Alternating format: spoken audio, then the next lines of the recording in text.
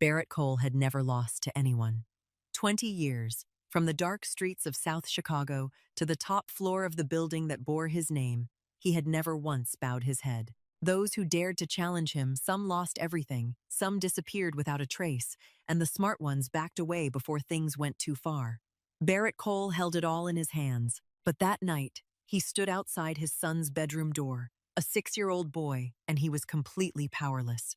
Inside, Noah was crying, not from pain, not from fear, but because he had just asked a question that Barrett could not answer. "Why does everyone leave, Dad?" Barrett Cole, the man whose voice alone could silence this entire city, was silent too. Not because he chose to be, but because he did not know what to say. And the only person who walked through that door that night was not him. It was a private tutor with no family, no money, nothing but an old book, and a kind of patience Barrett had never seen in anyone in his life. She was not afraid of him, and that was the most dangerous thing of all. If this story touched your heart, hit like and share it with someone who needs to hear it. Subscribe to our channel so you never miss the next story. 2 weeks before that night, everything began with a phone call.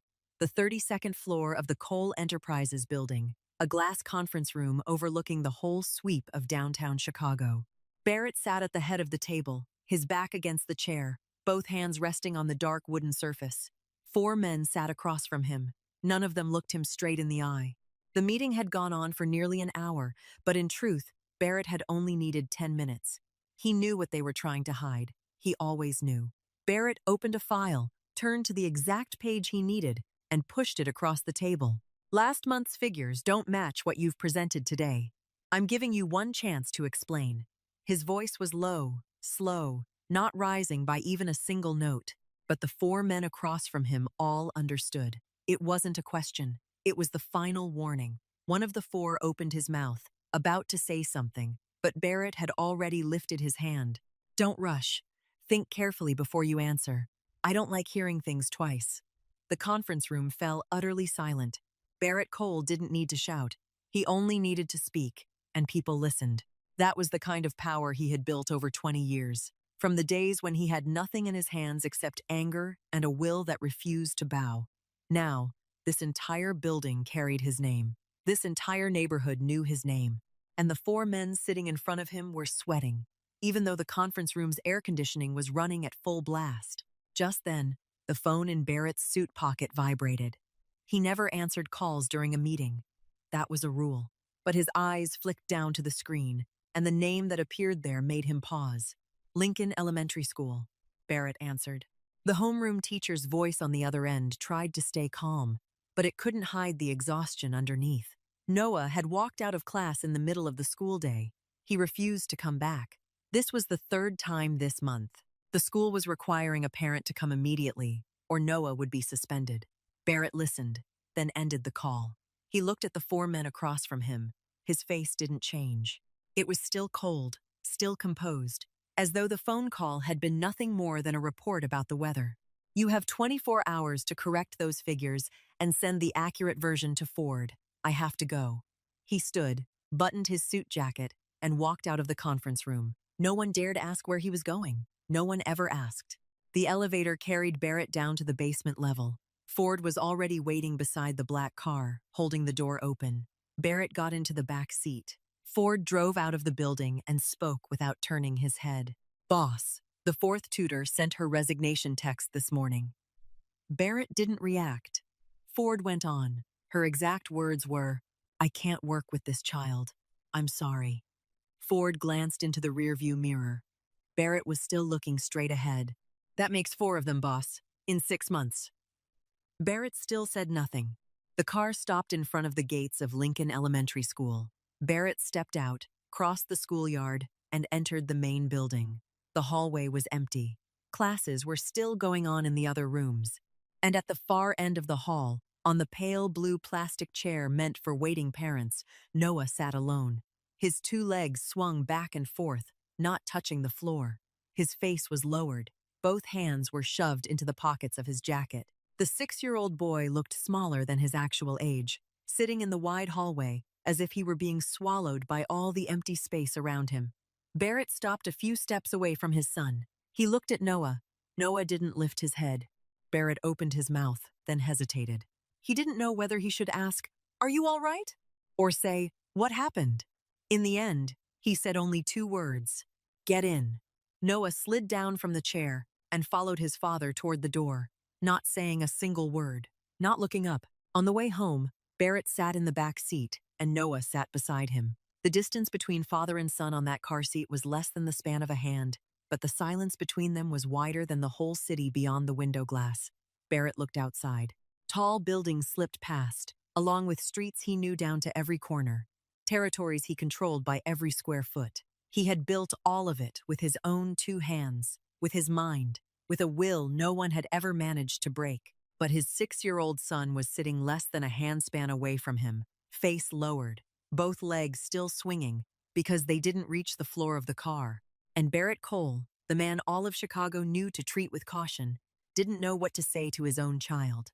That evening, Barrett sat in his study at the mansion and called Ford in. "Find me a new tutor, 24 hours. Ford nodded and was about to leave when Barrett added, "This time, find someone who can handle pressure. Someone who doesn't ask too many questions. Someone who doesn't pry into family matters. I don't need a curious person.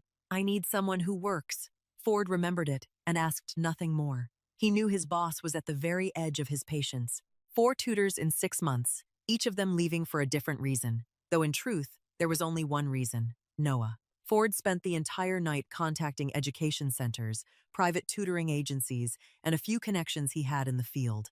By the next morning, he had a name: Tessa Grant, 27 years old, specialized in tutoring children with behavioral issues. She had worked for 3 years at a child welfare center on the outskirts of Chicago before switching to private tutoring. Clean record, no criminal history, no family. She lived alone in a small apartment on the west side of the city. Everyone who had worked with her said the same thing. She was patient to a point that was almost hard to understand, and she didn't give up easily. Ford handed the file to Barrett. Barrett skimmed it in less than 2 minutes, then pushed it back. "Call her in this afternoon." At 3 o'clock in the afternoon, a taxi stopped in front of the Cole Mansion's gate. Tessa stepped out, wearing an old coat, one hand carrying a cloth bag filled with books. She looked at the iron gate standing twice as tall as a person, the 2 security cameras turning slowly on the gate posts, and a bodyguard in a black suit standing inside, watching her through the bars. She stepped forward and gave her name. The gate opened. Tessa walked across the yard and into the house, looking straight ahead, her steps even. She didn't slow down to admire the mansion. She didn't turn her head to look at the luxury car parked in front of the garage. She entered as if she were stepping into any other house where she had ever come to teach. Ford led Tessa up to the 2nd floor and into Barrett's study. The room was spacious, the curtains drawn, the light a soft shade of yellow. Barrett sat behind the desk. He didn't stand. He didn't offer his hand. He only pointed to the chair across from him. "Sit." Tessa sat down and placed her book bag beside the chair leg. Barrett looked at her for a few seconds before he spoke. "My son is 6 years old. He refuses to study, refuses to listen. The 4 tutors before you all quit. I don't care what your educational methods are. I only need results. Can you do it?" Tessa listened to the end, but she didn't nod right away. She looked at Barrett, her voice calm. "Before I answer, I have one question." Barrett tilted his head slightly. Very few people dared to set terms back at him. "Ask. When was the last time you sat down to have dinner with your son?" The room went silent. Ford, standing in the corner, gave Barrett a quiet glance. Barrett looked at Tessa. His eyes weren't angry, but they weren't gentle either. He looked at her as if he were assessing her all over again. Not assessing her ability, but assessing what kind of person she was to dare ask him that question. No one in this house asked him that. No one outside this house dared ask him that. Barrett didn't answer. He only said, "You start tomorrow. Ford will arrange everything." Tessa nodded, stood, and picked up her book bag. "I need to meet Noah before the first lesson. Just meet him, not teach, so he can get used to me." Barrett didn't object. He waved a hand, signaling Ford to take her out. Tessa followed Ford down the stairs and into the yard. After she had left the room, Barrett remained seated, turning the pen on his desk between his fingers. Ford came back a few minutes later. Barrett asked, his eyes still lowered to the pen, How long will this one last? Ford folded his arms. I'd bet 1 week. Barrett stopped turning the pen. 3 days. Ford didn't argue. He knew Barrett wasn't joking, but he also knew there was something different about the young woman who had just sat across from his boss. She hadn't trembled. She hadn't lowered her head. She hadn't tried to impress him. She had asked Barrett Cole a question no one in that room had ever dared to ask, then stood and walked out as if it were the most ordinary thing in the world. Ford hurried out into the yard and caught up with Tessa before she got into the taxi. He took out a business card and handed it to her. This is my number. Call me if you need anything. Don't call the boss directly.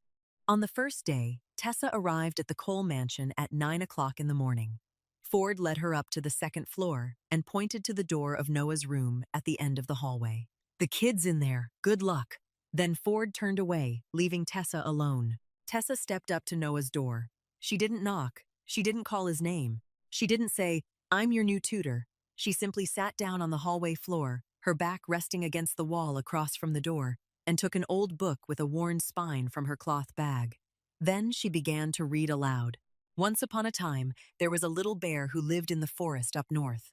The little bear liked wandering around, liked smelling the wet leaves after the rain, and liked lying still every afternoon, listening to the sound of the stream. But one day, the little bear went too far. When he turned back, he no longer recognized the way home. Tessa's voice was steady, slow, and warm, not hurried, not trying to pull anyone in. She read as if she were reading to herself, and if someone else wanted to listen along, that was all right too. Inside the room, there was no sound. The door stayed firmly shut, but Tessa looked down at the gap beneath it, and she saw a small shadow. 2 socked feet were standing on the other side, close to the door, not moving. Noah was standing there, listening. He didn't open the door, but he didn't walk away either. Tessa read to the end of chapter 2, then stopped. She closed the book, stood, and said just loudly enough to be heard, "Tomorrow, I'll keep reading." Then she left. On the second day, Tessa came back exactly on time, sat in the same place, and opened the book to the exact page she had marked. She continued the story of the little bear who had lost his way. The bear met a squirrel and asked for the way home. The squirrel pointed him in the wrong direction. The bear met a deer and asked again. The deer didn't know either. The little bear began to feel afraid. Tessa was reading the part where the bear sat down beside the roots of a tree, not knowing where to go, when Noah's bedroom door suddenly opened. Noah stood on the threshold, looking at Tessa. The boy's eyes weren't angry, weren't curious. He was simply looking, as if he were checking whether she was real. Tessa looked up at Noah. She said nothing. Noah said nothing either. The two of them looked at each other for about 3 seconds. Then Noah slammed the door shut, hard enough that the picture hanging on the hallway wall trembled slightly. Tessa didn't move. She turned the page and kept reading. The little bear sat alone for a very long time, but he didn't cry. He only sat there and waited. On the third day, Tessa arrived 15 minutes early. She sat down and opened the book. But before she could read the first sentence, the door opened. Noah stood there. This time, he didn't close it again. He looked at Tessa, his head tilted slightly, then asked, "Why don't you leave like the others?" His voice wasn't loud. It was a little hoarse, as if it had been a long time since he had spoken to anyone other than himself. Tessa looked at Noah and set the book down on her lap. "Because I haven't finished reading the book." Noah stood there for a few more seconds. His eyes moved to the book on Tessa's lap, then back to her face. The boy didn't smile. He didn't say anything more. But he stepped out of the room and sat down on the hallway floor, about an arm's length away from Tessa. Silent, not looking at her, but staying. Tessa opened the book and continued reading. Her voice was still steady, still slow, still warm, as if nothing had changed, but everything had changed. In the study downstairs, Barrett sat in front of his laptop, watching the security camera feed from the second-floor hallway. On the first day, he had turned the camera on, watched Tessa sit there reading in front of his son's door, then turned it off after 10 minutes. He thought there was nothing special about it. On the second day, he turned it on again, watched Noah open the door and slam it shut, watched Tessa remain seated there and keep reading. He watched longer that time, almost half an hour, before turning it off. On the third day, he had the camera on before Tessa even arrived. He watched Noah step out of his room. He watched his son sit down on the floor beside the tutor. He watched until Tessa finished the chapter, closed the book, and Noah was still sitting there, not getting up. Only then did Barrett turn off the screen. That afternoon, Ford came into Barrett's study, carrying a stack of papers, ready to report. Barrett didn't look up. He spoke first, his voice as ordinary as if he were talking about the weather. "She hasn't been fired yet." From that third day on, Noah began to accept sitting with Tessa. Every morning, the boy came out of his room, sat down on the hallway floor in the same old spot, and waited for Tessa to read. Then, little by little, the two of them moved from the hallway into the second-floor living room, sitting on the sofa, with Tessa reading and Noah listening. But listening was one thing. Studying was another. Over the next 2 weeks, every time Tessa opened a workbook, Noah pushed it away. Not angrily, not with shouting. He only gave the book a light push to the side, then turned his face away. The first time, Tessa said nothing, closed the book, and switched to reading a story. The second time was the same. The third time, Tessa placed the workbook on the table, didn't open it, and simply left it there. Then she asked, "You don't like studying, do you, Noah?" Noah looked at the book as if it were something that had nothing to do with him. "I don't need it." "Why do you think that?" Noah looked up, his eyes meeting Tessa's directly. His voice was calm, as if he were stating an obvious truth every adult should already know. "My dad's really rich. I don't need good grades. I don't need to know this stuff. My dad has enough money to buy everything already." Tessa listened to the end and didn't argue. She didn't say, "You're wrong." She didn't say, "Money can't buy everything." She didn't say any of the things the 4 tutors before her had certainly said. She only looked at Noah, then asked him one question in return. "Then what do you need?" Noah opened his mouth as if he were about to say something. Then he stopped. The boy looked at Tessa, then looked down at his own hands. He didn't answer. The room went quiet. Tessa didn't say anything more either.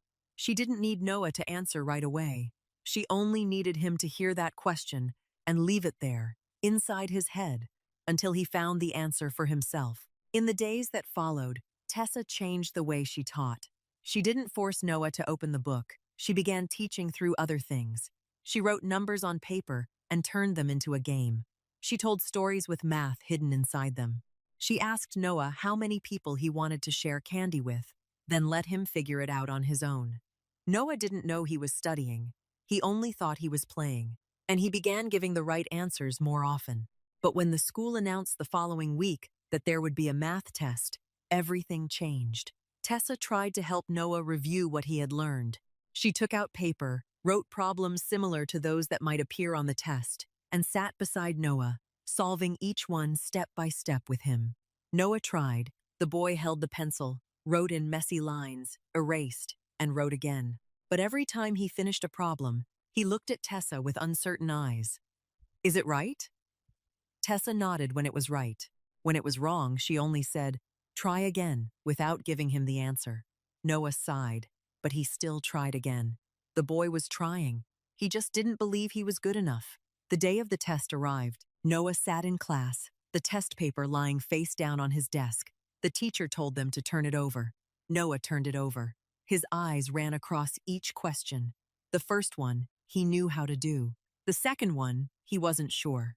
The third one, he didn't understand what the question was asking at all. His hand began to tremble slightly. Noah looked to the side. The classmate sitting beside him was writing, fast and confident. That student's paper was tilted just a little, and Noah could see it if he wanted to. He picked up his pencil. Then he stopped. He looked at his classmate's paper. Then he looked back at his own, the blank sheet, the pencil in his hand. Noah set the pencil down. He didn't write anything more. He didn't look at his classmate's paper. He didn't look at anyone. He sat still until time was up, then turned in the blank paper. 3 days later, the teacher called Barrett. Her voice tried to stay professional, but it couldn't hide the worry underneath. Noah had turned in a blank test. He hadn't written a single word, an F. The teacher added a few more sentences about needing to pay attention to the child's emotional state, about possibly finding a counselor. Barrett listened to the end, said, "I understand," then ended the call. He set the phone down on the desk. His face didn't change. Still cold. Still calm, the way it always was. but his right hand slowly tightened against the wooden surface of the desk until his knuckles turned bone white. Barrett called Ford immediately after ending the call. "Tell her to come up to my study, right now." Ford didn't ask who she was. He knew. 5 minutes later, Tessa stepped into Barrett's study. She had just finished the afternoon lesson with Noah, and her hand still had an ink stain from the colored pencil Noah had used to draw during his break. Barrett sat behind the desk and didn't invite her to sit. Tessa didn't sit either. She stood in front of the desk, looking at Barrett. Barrett spoke first, his voice flat, but every word sharp. "I pay you to teach my son. You've been teaching him for nearly a month, and the result you bring me is an F. Explain." Tessa didn't step back, didn't lower her head, didn't apologize. She looked straight at Barrett. "Do you know why your son got an F? Because he turned in a blank test. I know that already. But do you know why he turned in a blank test?" Barrett frowned. He was used to asking questions, not being questioned in return. Tessa went on, her voice calm, but every word clear. In the exam room, Noah looked at the paper of the student sitting next to him. The paper was tilted, and he could have looked at it and copied it. He picked up his pencil. Then he put it down. "Your son, 6 years old, chose to turn in a blank paper instead of looking at someone else's work. He chose honesty instead of cheating. And you called me up here because of the letter F." Barrett leaned back slightly in his chair. "Are you telling me an F is an achievement? I'm telling you that if all you see is the F on that paper, you're missing the most important thing your son just managed to do. I don't pay for honesty, Miss Grant. I pay for results." Tessa looked at Barrett. She didn't speak right away. Then she said, slowly, word by word, "Then you're exactly like the people who judge human beings by numbers alone. The 4 tutors before me, you judged them by results too, didn't you? And you dismissed them all. Now you want to dismiss me because of one F, while your son has just done something many adults still can't manage." Barrett didn't answer. Tessa didn't say anything more either. She turned, walked out of the room, and closed the door gently behind her. Barrett sat alone. He didn't call her back. He picked up the phone and dialed another number. His voice returned to being cold, returned to being powerful, returned to being the Barrett Cole everyone knew. "This is Barrett Cole. I want to speak with the principal." The other end of the line went silent for a few seconds before transferring the call. Barrett spoke briefly. He wanted Noah to be allowed to retake the test. He was willing to contribute to the school development fund. He believed one exam didn't accurately reflect a student's ability. His voice was polite, but anyone listening would understand it wasn't a request. The principal agreed. Of course he agreed. No one in this Chicago refused Barrett Cole. Barrett ended the call, called Ford in, and told Ford to notify the school to arrange Noah's retest schedule. Ford nodded and left. 10 minutes later, Tessa came back. She didn't knock. She opened the door, stepped inside, and stood in the same place as before. Barrett looked up, slightly surprised. "I heard from Ford that you called the principal. You pressured the school into letting your son retake the test." Barrett set down his pen. "That's my right." "Yes, you have the right. You have money. You can force anyone to do almost anything you want. But there's one thing you can't force." "What's that?" "You can't force your son to believe he's good enough. You can force the school to let him take the test again, but you can't force him to believe in himself. That can only come from you sitting down beside him, looking at him, and telling him he's already good enough. Power can't do that." Tessa finished speaking and didn't wait for Barrett to react. She turned, walked out, and closed the door. This time, just as gently as before, Barrett remained alone in the room. He opened the work file on his desk and turned to the first page.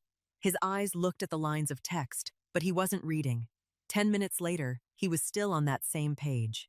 The next morning, Ford knocked on Barrett's study door earlier than usual. Barrett looked up and saw that Ford's face was different from other days. Ford wasn't someone who worried easily. He had followed Barrett for more than 12 years, had witnessed enough things to make most men lose their color, yet his expression rarely changed. But that morning, he stood in front of Barrett's desk with a printed file in his hand and tension in his eyes. "Boss, there's a problem, a serious one." Barrett set his coffee cup down. "Talk." Ford opened the file and placed it on the desk. "Last week, I discovered that some internal information had been leaked outside. The family's daily schedule, the time Noah goes to school, the time he comes home, who picks him up and drops him off, which car is used, which route is taken. At first, I thought it might be a coincidence, but I checked again and confirmed it. The information has been sent out systematically, regularly, for at least 3 weeks now. Barrett looked at the file. Sent to whom?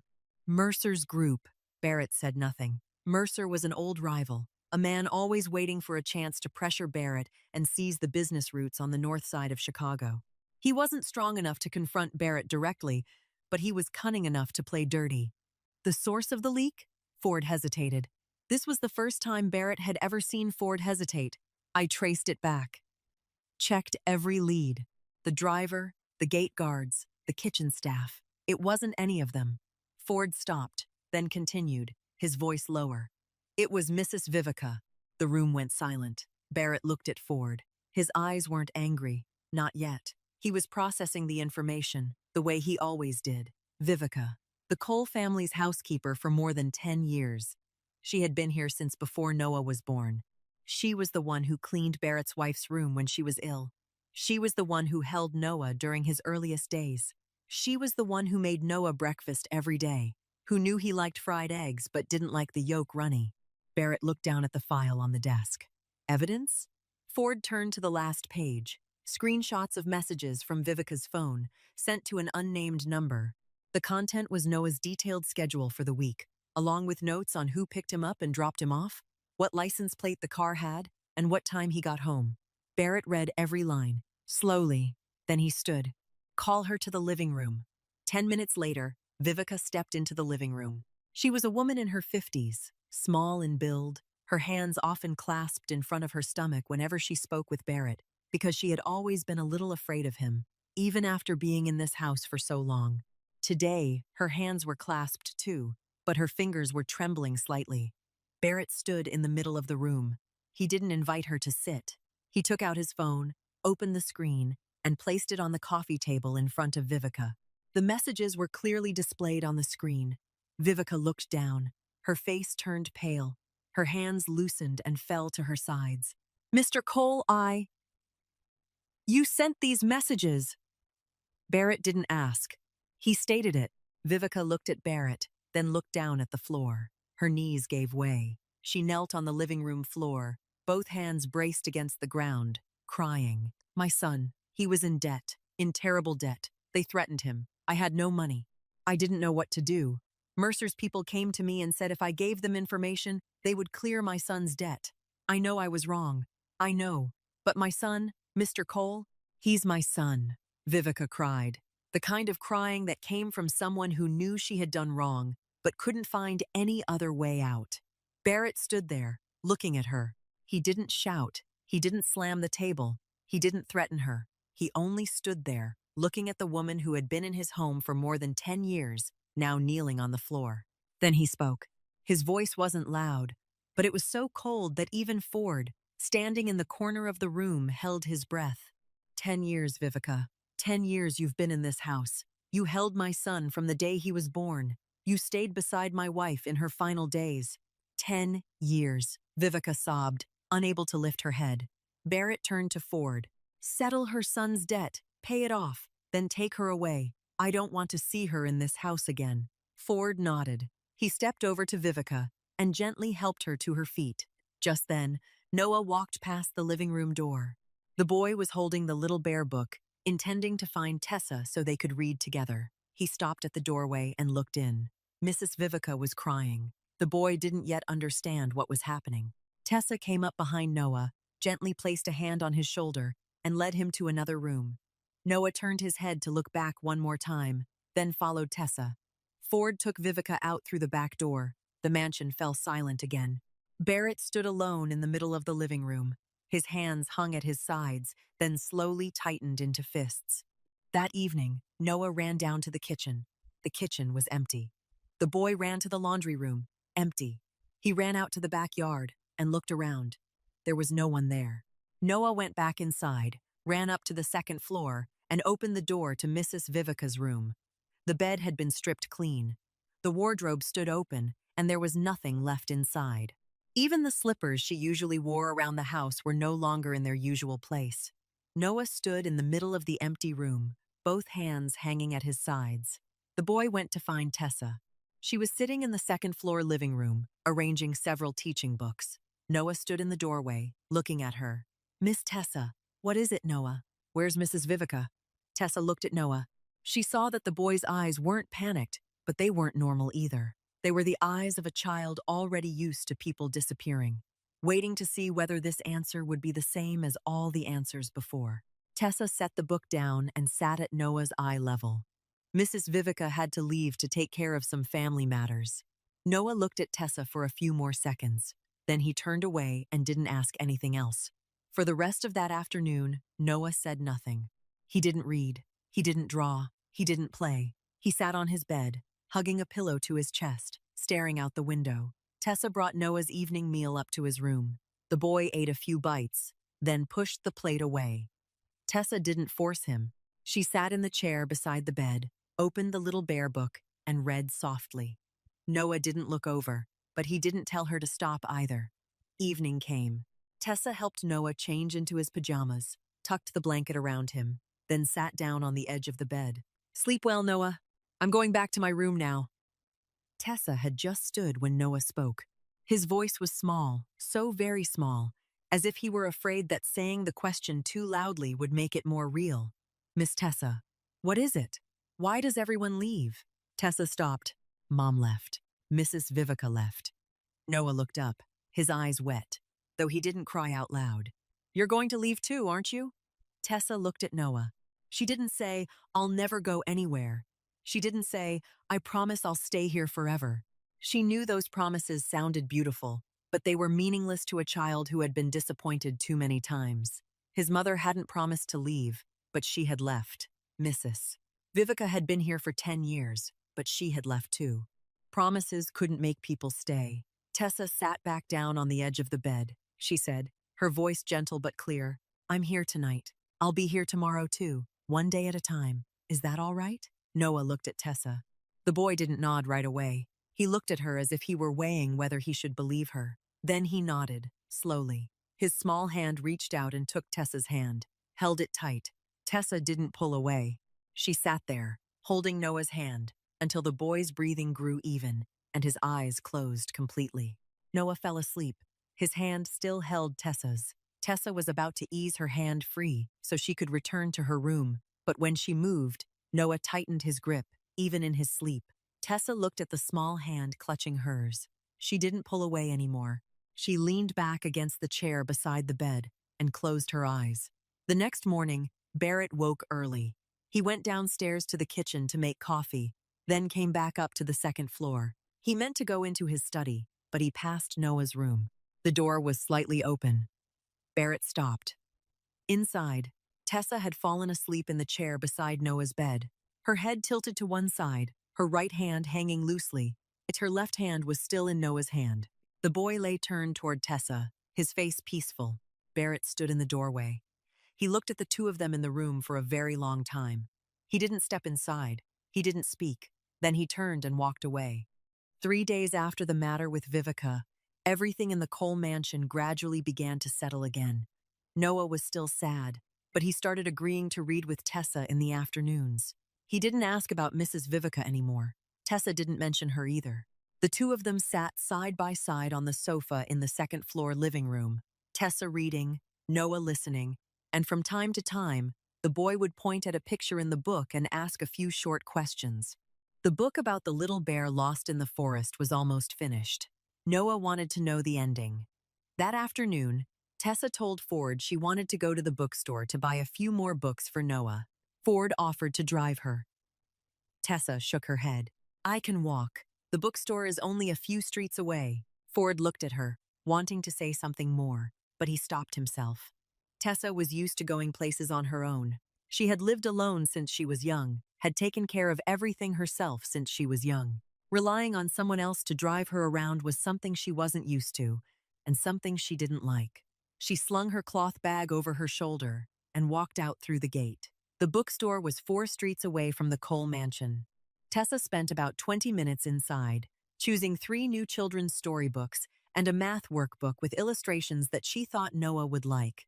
She put everything into her cloth bag, stepped out of the bookstore, and turned left toward the mansion. She had walked 2 streets when she noticed a black car parked close to the curb ahead. She paid no attention to it and kept walking. When she passed the car, 2 men stepped out. One stood in front of Tessa, blocking her way, while the other stood beside her. Both wore dark coats, their faces cold. Tessa stopped. She looked at the 2 men. Her instincts told her to step back, but her feet didn't move. The man standing in front of her spoke, his voice low and quick, as if he had memorized the sentence beforehand. "You're the one from the Cole house, aren't you? Tell Barrett Cole he isn't as untouchable as he thinks, and neither are the people around him." After saying that, he stepped back. The other man stepped back too.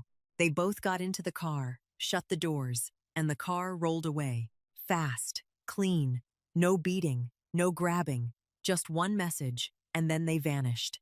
Tessa stood on the sidewalk. People were still moving around her. Cars were still passing. The city was still functioning, as if nothing had happened. But her hands began to shake. The cloth bag slipped from her shoulder and fell to the ground. Books scattered across the sidewalk. Tessa sat down on the curb. Her hands were trembling, and she tried to clench them, but she couldn't control them. She looked at the books lying on the pavement. One had rolled down into the gutter. 2 were lying face down on the concrete. She bent to pick them up, but her hands were shaking too badly, and she managed to pick up only one book, The Little Bear Lost in the Forest. The new copy she had bought because the old one's spine had become completely worn after weeks of reading it to Noah. Tessa held the book against her chest. Then she took out her phone and dialed Ford. Ford answered after the second ring. "Miss Grant?" "Ford. I'm on Wells Street near the corner of Lincoln. Someone just stopped me. They left a message for Barrett." Tessa tried to keep her voice calm, but Ford heard the tremor at the end of the sentence.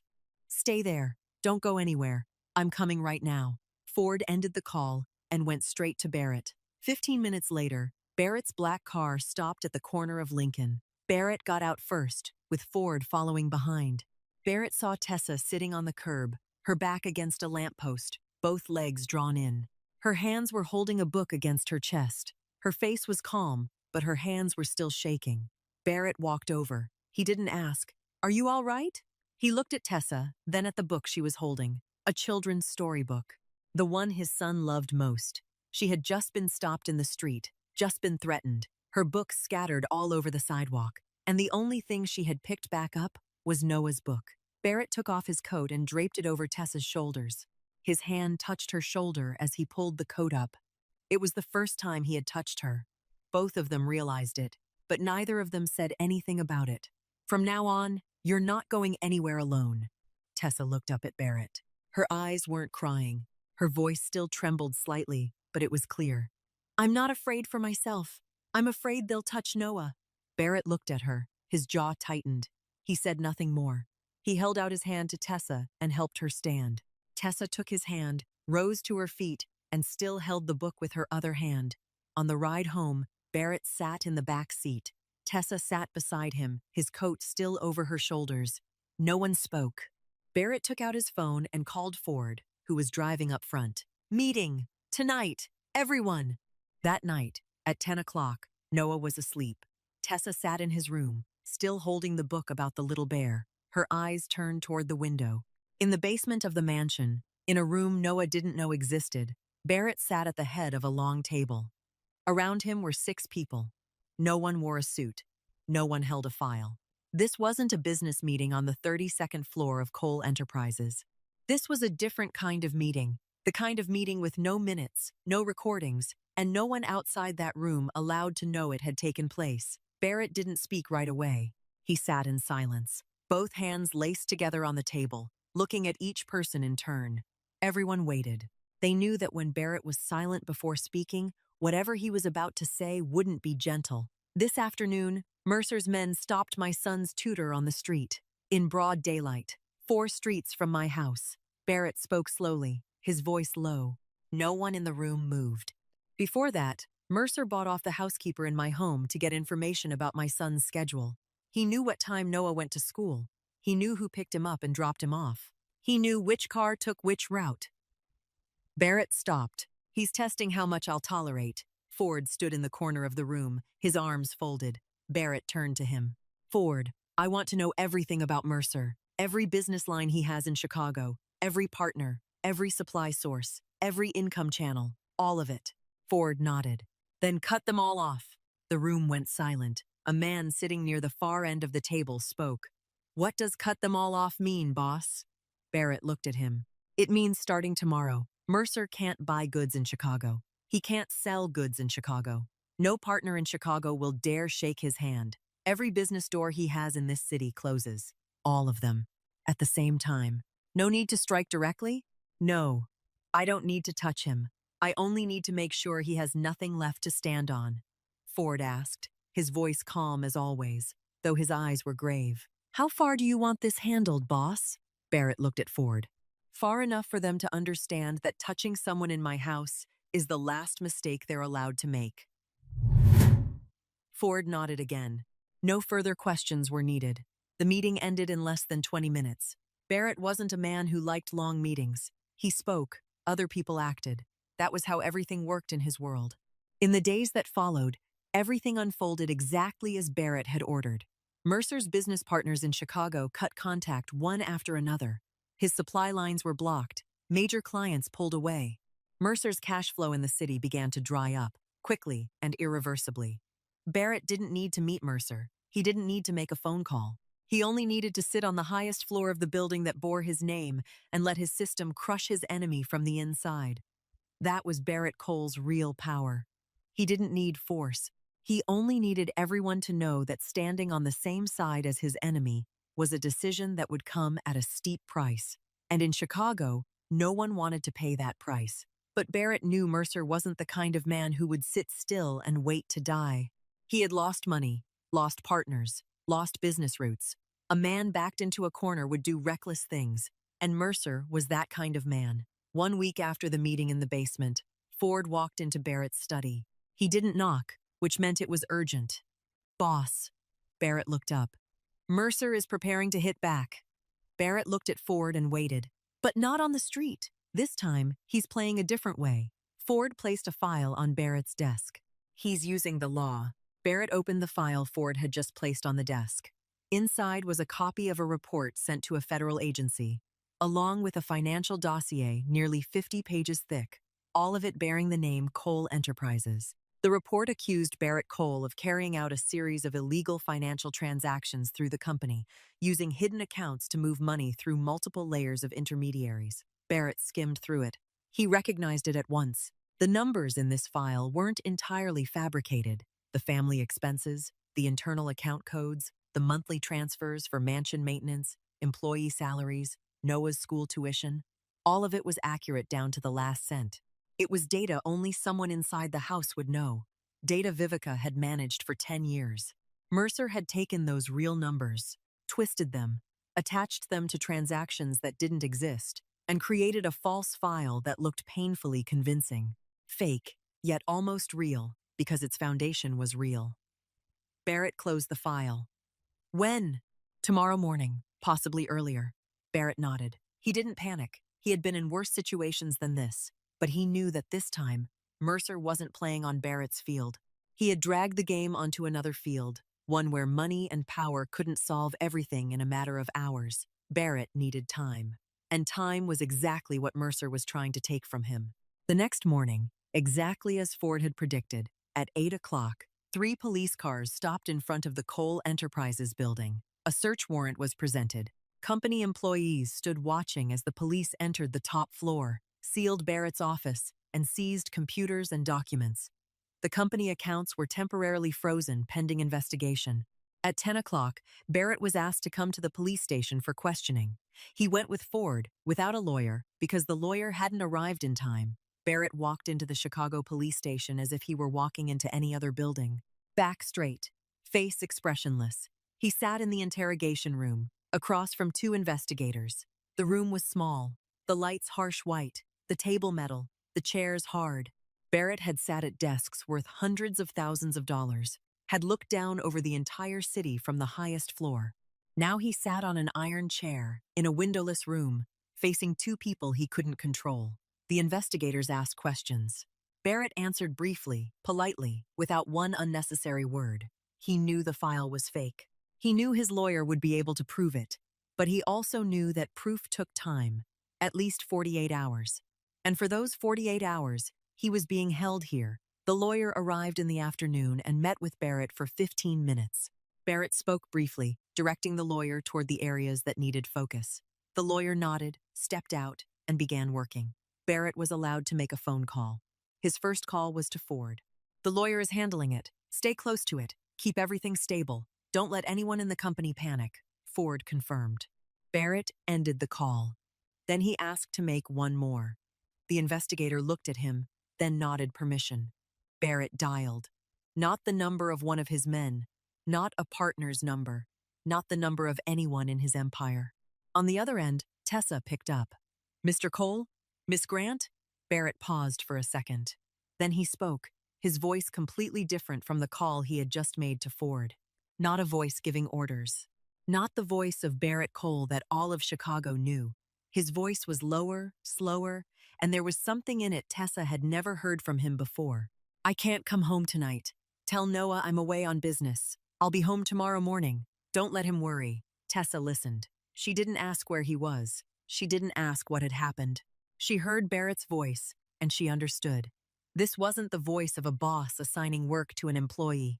It was the voice of a father worrying about his child and not knowing what else to do except call the only person he trusted to keep his son at peace. "I'll stay with Noah. You take care of yourself." Barrett heard that, closed his eyes for 1 second, then said, "Thank you," and ended the call. Ford stood outside the interrogation room, waiting for Barrett. He couldn't hear the contents of the call, but through the glass panel, he saw Barrett make the second call after calling him. And he saw Barrett's face during that call, completely different from the first. Ford said nothing, but he understood. That evening at the Cole mansion, Tessa cooked dinner for Noah. She fed the boy, and then the two of them sat on the sofa in the second-floor living room. Noah asked where his father was. Tessa said his father was away on business and would be back in the morning. Noah nodded and didn't ask anything more. The boy leaned against Tessa, and Tessa opened the little bear book and began to read. She read slowly, her voice steady, until Noah drifted to sleep on her shoulder. Tessa carried the boy to bed, tucked the blanket around him, and turned off the light. Then she went down to the kitchen, poured herself a glass of water, and sat alone at the dining table. The house was vast and silent. Tessa looked at the glass of water in her hand, thinking about Barrett's phone call, thinking about his voice when he said, "Don't let him worry." She sat there for a very long time. Tessa sat at the kitchen table for nearly an hour. The glass of water in front of her had gone cold long ago. The house was silent, with only the sound of the wall clock and, now and then, the wind outside the window. She thought about what was happening. She didn't know exactly where Barrett was, didn't know what had happened, didn't know what rules governed the world he lived in. But Tessa knew one thing. Barrett Cole wasn't the kind of man who called his son's tutor late at night just because he was away on business. His voice earlier hadn't been the voice of a man busy with work. It had been the voice of a man in trouble. Tessa took out her phone and dialed Ford's number. Ford answered after 3 rings. "Miss Grant, is something wrong with Noah?" "Noah is asleep. I'm calling about something else." Ford went silent and waited.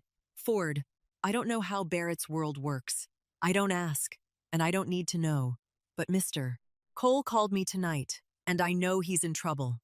Ford remained silent. He neither confirmed nor denied it. Tessa continued. "Ford, if someone accused Mr. Cole using forged documents, then whoever forged them would need real data to make the file look convincing. No one can invent accurate numbers out of thin air. They need a source." Tessa stopped for a second, then went on. "Who just left this house and knew everything inside it? Every expense, every number, every account?" The other end of the line went silent. Then Tessa heard Ford exhale, slow and heavy. Vivica.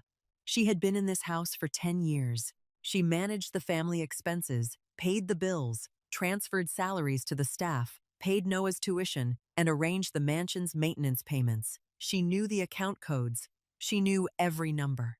When Mercer bought off Vivica to get information about Noah's schedule, that wasn't all he took. He also took every piece of financial data Vivica had held for 10 years. Then he gave it to his people, who twisted those real numbers into fake transactions, attached them to accounts that didn't exist, and created a file so accurate-looking that even investigators would need time to separate truth from fabrication. Ford understood. "Miss Grant, I need to hang up." Ford: "What?" "If the file was made from Vivica's data, then the source can be proven. Those numbers match the family's internal expenses, not business transactions. Mr. Cole's lawyer only needs to compare the two sets of figures, and they'll see it right away." Ford didn't answer. He ended the call. 2 minutes later, he called Barrett's lawyer. The call lasted 40 minutes. Ford laid out the new direction. The accusation file used personal data leaked from inside the family, not corporate data. If the amounts in the false file were compared with the Cole family expense records, they would match completely. That would prove the data had been taken from its original source and falsified, and the person who supplied it was the former housekeeper who had been dismissed for leaking information to a rival. The lawyer worked through the night. The next morning, at 7 o'clock, the lawyer arrived at the police station with the comparison file. Every number in the report was placed beside the corresponding number in the Cole family expense ledger. They matched perfectly. The amounts labeled as illegal transactions were actually tuition payments, maintenance costs, and staff salaries. The data had been taken from inside the house, manipulated, and placed into the wrong context. The accusation file was dismissed. The account freeze was lifted. Barrett Cole was released. At 9 o'clock in the morning, Barrett stepped out of the police station. He was wearing the same clothes from the day before, his suit jacket wrinkled, the collar of his shirt no longer neatly set. It was the first time Ford had ever seen his boss look anything less than flawless from head to toe. Ford opened the car door. Barrett got into the back seat. The car rolled away. Barrett looked straight ahead, then asked, "How did the lawyer find that angle so quickly?" Ford drove, his eyes on the road. "The lawyer didn't come up with it." Barrett turned to look at Ford. Ford kept his eyes on the road. "Your tutor did." Barrett said nothing. He turned his face toward the right side window and looked outside. Morning Chicago was waking up, traffic beginning to thicken, pedestrians moving along the sidewalks, everything carrying on as usual. Barrett looked out the window the whole way home and didn't say another word. When the car stopped in front of the mansion, Barrett got out and went straight inside. He went up to the second floor, changed his clothes, and washed his face. Then, he went down to the kitchen. Tessa was feeding Noah breakfast. When Noah saw his father, his eyes lit up. "Dad, you're back! Was your business trip fun?" Barrett looked at his son, then looked at Tessa. Tessa looked back at him, said nothing, only gave a slight nod before turning back to continue setting out Noah's breakfast. Barrett sat down at the dining table with his son. That afternoon, when Tessa went down to the kitchen to make coffee, she stopped. On the kitchen counter, where there had once been only an old kettle, there was now a new coffee machine. Beside it was a box of pure coffee, a good kind, still sealed. Tessa looked at the machine. Then she looked over at Ford, who was passing through the kitchen. Ford ignored it and walked straight outside as if he hadn't seen anything. 2 days after being released, Barrett called Ford into his study. "Where does Mercer usually have dinner?" Ford didn't need to look it up. "Langston Restaurant, north of Michigan Avenue. Every Friday, he's there. The corner table all the way in the back, 7 o'clock in the evening." Barrett nodded. "Book me a table, tonight." Ford looked at Barrett. "Do you want me to go with you, boss?" "No, I'm going alone." Ford wanted to say something, but he stopped himself. He knew that once Barrett had decided, no one could change his mind. And he also knew Langston was a restaurant Barrett owned.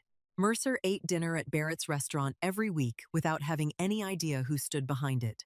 At 7 o'clock that Friday evening, Barrett walked into Langston. He wore a black suit, a white shirt, and no tie. His steps were slow and even across the dark wooden floor.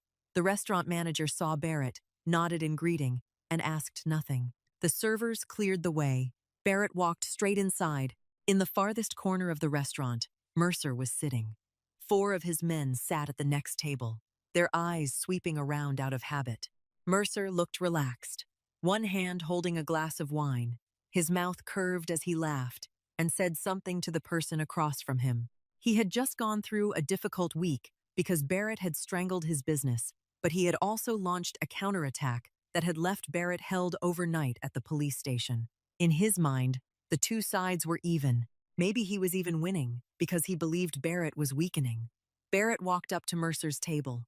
No one invited him. He pulled out the chair across from Mercer and sat down. The four men at the next table stood up, their hands reaching inside their jackets. Barrett didn't look at them. He looked straight at Mercer. Mercer raised a hand, signaling the four men to sit back down. He looked at Barrett, his smile still there, though his eyes were assessing the situation. Barrett Cole, here for dinner? Alone? Barrett didn't answer the question. He lifted a hand and called over a server. 1 glass of water. The server brought the water. Barrett placed the glass in front of him. He didn't drink. Then he looked at Mercer. You've had an enjoyable week, haven't you, Mercer? Releasing a fake file, having the police search my company, freezing the accounts, keeping me overnight at the police station. You must be thinking you won. Mercer tilted his head, the smile still on his mouth but a little stiffer now. I don't know what you're talking about, Barrett. You know exactly what I'm talking about. Barrett placed both hands on the table, his voice neither rising nor falling, still at the steady level he always used when the conversation mattered. You thought I'd grown weak? I haven't grown weak, Mercer. I was only waiting for you to become confident enough to show all your cards. Mercer stopped smiling. Barrett took out his phone, opened the screen, and placed it on the table between them. On the screen was a file. Not Barrett's file, Mercer's. Every shady transaction he had made over the past 5 years. The unexplained money, the phantom contracts, the front partners. Everything arranged cleanly and clearly, with dates, account numbers, and names of recipients. Mercer looked down at the screen. His smile vanished completely. Barrett continued, his voice still even. This file has already been prepared to send to an address. All I need to do is press one button. Just one button, Mercer. And everything you've built will end. Not slowly, the way I squeezed you last week. Immediately. In one night. Mercer looked at Barrett. His face had gone pale. The four men at the next table shifted uneasily, but none of them dared do anything. They knew Barrett had come alone. And they also knew that if Barrett dared come alone, it meant he didn't need anyone to protect him. Barrett stood, buttoning his suit jacket. I don't need to hit you. I only need to press one button. He looked at Mercer one last time.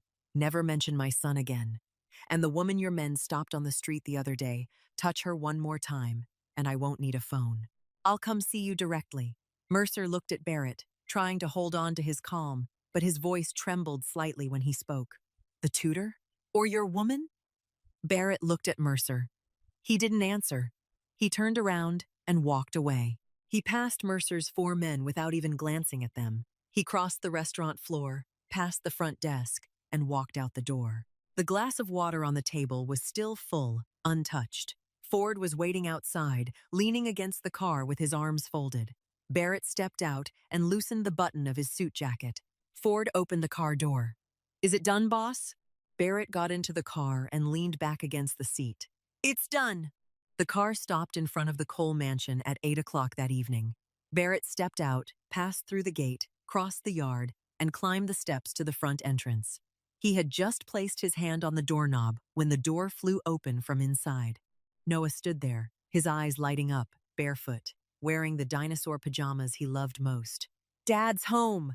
Dad's home! Miss Tessa said you went on a business trip. Noah wrapped his arms tightly around Barrett's leg. His tiny hands locked around his father's pant leg and held on, as if he were afraid that if he let go, his father would disappear again. Barrett stood there for 1 second. He looked down at the little boy clinging to his leg. Then he bent down, slipped both arms around Noah, and lifted him up. Noah was light, lighter than Barrett had expected. Or maybe it had simply been so long since he had held his son that he had forgotten what it felt like. Noah wrapped his arms around his father's neck and pressed his face into Barrett's shoulder. You were gone too long. It was only one night. One night is really long. Barrett held his son for a few more seconds. Then he set Noah down and stroked the boy's head. Go play in your room. I need to talk to Miss Tessa for a little while. Noah nodded and ran off, his bare feet pattering across the wooden floor.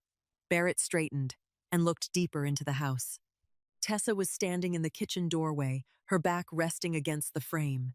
In her hand was a cup of coffee, faint steam rising from it, coffee from the new machine. She wore a gray sweater, her hair tied neatly back, her eyes tired, with faint shadows beneath them. She had stayed awake all last night. The night before that, She hadn't slept well either, but she didn't say that to anyone. Barrett walked toward Tessa. The distance between them slowly shortened. He stopped a few steps away from her, close enough to speak without raising his voice, far enough not to invade her space. Miss Grant. Mr. Cole? Barrett looked at her. He didn't know where to begin. Barrett Cole, the man who could make an enemy turn pale with only a few sentences, was now searching for words to say to a tutor holding a cup of coffee in his kitchen. You've done more than anyone I've ever paid. Tessa looked at him and waited. That night, you kept Noah calm. You called Ford and pointed out a direction my entire legal team hadn't thought of. And you did all of that without taking another cent from me. Tessa lowered the coffee cup. I didn't do it for you. Barrett gave a slight nod. I know. You did it for Noah. The two of them looked at each other, silent. Then Barrett added, his voice softer than usual. But I still want to thank you. He reached out and placed his hand on Tessa's shoulder. Lightly. It wasn't the hurried touch from the roadside when he had draped his coat over her shoulders. That time, he had acted on instinct, fast and urgent, because he had been worried. This time was different. His hand rested on her shoulder and stayed there. Longer than 1 beat. 2 beats. 3 beats. Tessa didn't move away. She looked at Barrett's hand on her shoulder, then looked up into his eyes. She said nothing. Neither did he. Then Barrett lowered his hand. His eyes moved to the coffee cup in Tessa's hand. Have you tried the new coffee yet? Tessa looked at him. Then she smiled. Just a little. Only the faintest lift at the corner of her mouth. But it was the first time Barrett had seen her smile since the day she walked into this house. You bought a machine that's too expensive. I'm only used to cheap coffee. Barrett looked at her, his voice calm. You'll get used to better. Tessa heard that. She didn't answer. She only looked at Barrett for 1 more second, then turned back into the kitchen to wash her cup. Barrett stood there for a little while longer, then turned away.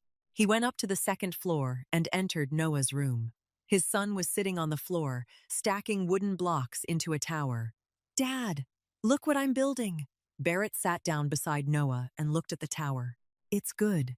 He stayed there, watching his son play, until Noah grew sleepy and climbed into bed. Out in the hallway, Ford passed by the kitchen on his way upstairs. He glanced inside and saw Tessa standing at the sink, washing her cup alone, with the new coffee machine shining on the counter beside her. Ford didn't stop. He quietly turned away and continued up the stairs. From that day on, Barrett began coming home earlier every day. Not by much, about an hour earlier. Before, he used to come home at 9 or 10 o'clock at night. Now, he came home at 7 or 8. He told Ford it was because he wanted to watch Noah study. Ford nodded and said nothing more. In the days that followed, Barrett changed one small habit. Every afternoon when he came home, he no longer went straight up to his study the way he used to. He sat down on the sofa in the 2nd floor living room, where Tessa taught Noah. He didn't say anything. He didn't interfere. He didn't offer suggestions. He only sat there, opened a file on his lap as if he were reading, though in truth, he was listening. Listening to Tessa explain to Noah how to write letters, how to count, how to put sounds together. Listening to Noah ask the silly questions only a 6-year-old child would ask. Listening to his son's small laugh when the boy wrote a letter correctly. Noah noticed that his father was home. The first day, the boy said nothing. The second day, he glanced over at Barrett a few times. The third day, in the middle of practicing his writing, Noah suddenly jumped down from his chair, ran over to Barrett, and held his notebook up close to his father's face. Dad, look, I can write the letter B, just like the first letter in your name. Barrett looked at the notebook. The B was messy, crooked, its lines trembling, but it was clearly the letter B. He looked at his son and saw the boy's eyes waiting for his father to say something. It's beautiful. Only 2 words. But Noah broke into a huge smile, hugged the notebook to his chest, and ran back to Tessa, shouting as he went. Miss Tessa, Dad said it's beautiful. Tessa looked over at Barrett. He had already lowered his eyes back to the file, but Tessa saw the corner of his mouth shift slightly upward. On the evenings that followed, Barrett stayed in the living room longer. Some nights, he sat there until Tessa finished teaching. Noah ran off to play, and only then did he go up to his study.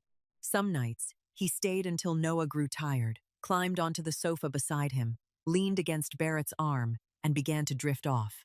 One evening, while Tessa was clearing the books from the table, Noah ran over to Barrett, his eyes shining. Dad, do you know the little bear who got lost in the forest? Barrett looked at his son. Which bear? The little bear! Miss Tessa read it to me. The little bear got lost in the forest, and then he met a squirrel, and the squirrel pointed him the wrong way. And then the little bear met a deer, and the deer didn't know the way either. And then the little bear sat down and cried. No, wait, he didn't cry. He just sat there. And then. Noah told the story in a jumble, jumping from one part to another, forgetting details, mixing up the order, but he told it with all his heart, both hands waving in the air, his eyes fixed on his father without blinking, so excited he almost forgot to breathe. Barrett sat and listened. He didn't correct him. He didn't interrupt. He didn't say, slow down. He only sat there, looked at his son and listened. Listened to every tangled sentence, every mistaken detail, every leap from one part of the story to another. And for the first time since his wife had died, Barrett Cole sat and talked with his son. Not saying get in, not saying go to your room, not speaking in the short commands he had always used. He was sitting there, listening to his boy tell a story the child loved, told in the most eager voice he had. Tessa stood in the kitchen doorway, watching father and son. She didn't step inside. She stood there quietly, then turned back into the kitchen. The following week, Tessa told Barrett she wanted to give Noah a small test, not at school. No teacher, no classmates, no exam room, just at home, just the three of them, Barrett agreed. That evening, Tessa set up the table in the second-floor living room. She placed a sheet of paper in front of Noah, with 10 simple math questions written on it. She placed a pencil beside the paper.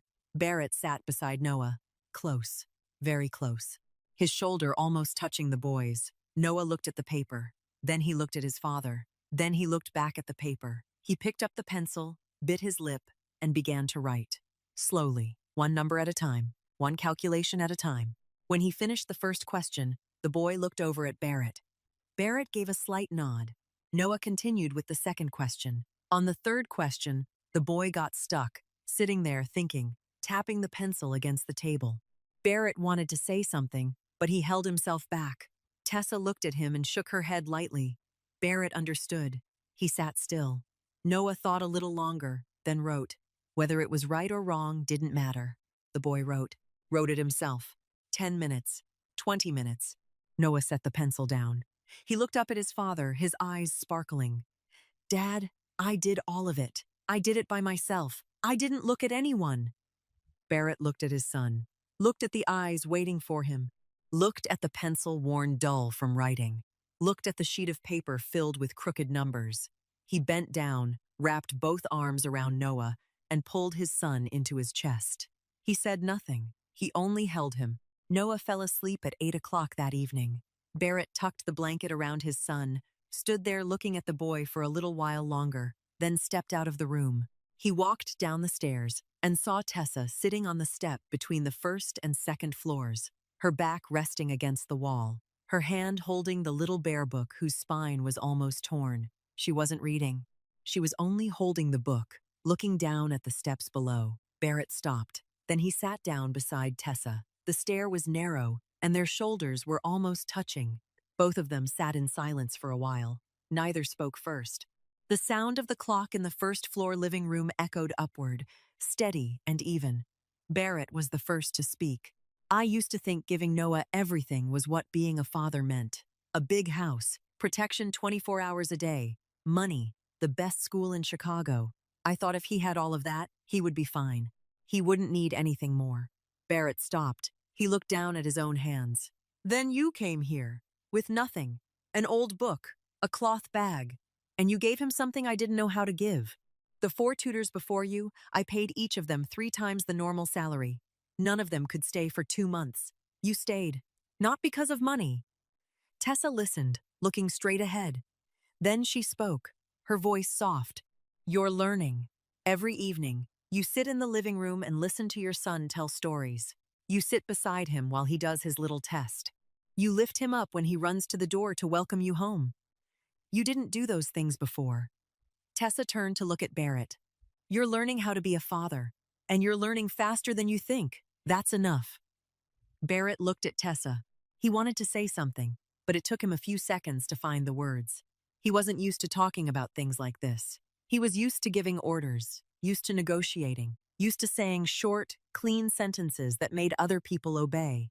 But the sentence he was about to say belonged to none of those things. "Can you stay?" Tessa heard the question. She understood that he wasn't asking about the tutoring contract. He wasn't asking about the job. He wasn't asking about salary or duration. He was asking something else. She was silent. She looked down at the book in her hand. Then she said, slowly, "I've never stayed anywhere long enough to call it home. When I was 9, I was returned to the children's home. After that, no one took me in again. I got used to leaving, used to not staying, used to not belonging anywhere." Barrett listened. He didn't say, "I understand," because he didn't understand. He had grown up on the streets, but he had always had willpower and anger to drive himself forward. She didn't have anger. She only had patience, and a sadness she hid very well. Barrett spoke, his voice short, firm, the way it always was. "Then start here." It wasn't a confession of love. It wasn't a sweet promise. It was an invitation.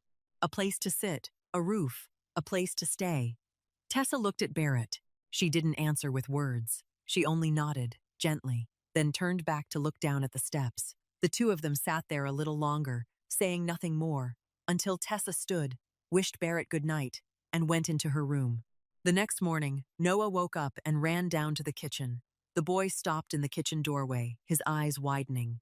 Barrett was sitting at the dining table. In front of him was a plate of fried eggs and a cup of black coffee. This was the first time Noah had ever seen his father sitting at the breakfast table. Usually, by the time Noah came down to the kitchen, Barrett had already left for work long ago. Noah ran to the table and climbed onto the chair beside his father. Tessa came out of the kitchen, placed a plate of pancakes in front of Noah, then poured coffee into her own cup from the new machine on the counter. The three of them sat at the dining table. Barrett ate breakfast. Noah ate pancakes. Tessa drank coffee. No one said much, but no one needed to say much. Noah chewed a bite of pancake, looked at his father, looked at Tessa, then asked in a voice as ordinary as if he were asking about the weather, "Dad, will Miss Tessa have breakfast with us tomorrow too?" Barrett set down his coffee cup. He looked over at Tessa. Tessa was looking at him, her hands holding the coffee cup in front of her chest. The two of them looked at each other. Then Barrett turned to his son and said simply, as if it were the most obvious thing in the world, "Yes, Miss Tessa will be here tomorrow too." Noah smiled. Not the polite smile the boy often forced when meeting strangers. Not the quick smile that vanished right away, the one he sometimes used to please adults. This was an easy, natural smile. The smile of a 6-year-old child who had just heard the answer he had been waiting for a very long time. The first truly relaxed smile since his mother had left. Barrett Cole had never lost to anyone.